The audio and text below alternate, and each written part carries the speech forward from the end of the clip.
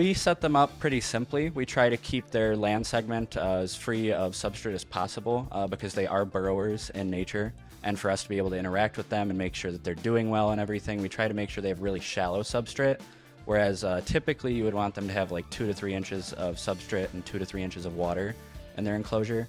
And you're going to want to do that like a 80-20 land to water.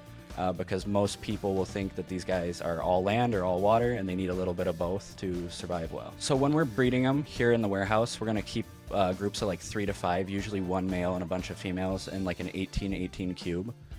But generally at home in a well set up terrarium, you could easily keep 3 to 5 in like a 10 to 20 gallon style. Cool. So that's pretty dense when you're talking about animals of that size. Oh, absolutely. Yeah. So they're going to have a variety of live plants because they tend to form their burrows at the base of plants in the root systems. So we try to use shallow rooting plants like bromeliads and cryptanthus to give them areas that have a lot of cover but don't have a lot of root. So if we do have to get in there and dig them out, it's easy to do so and replace it.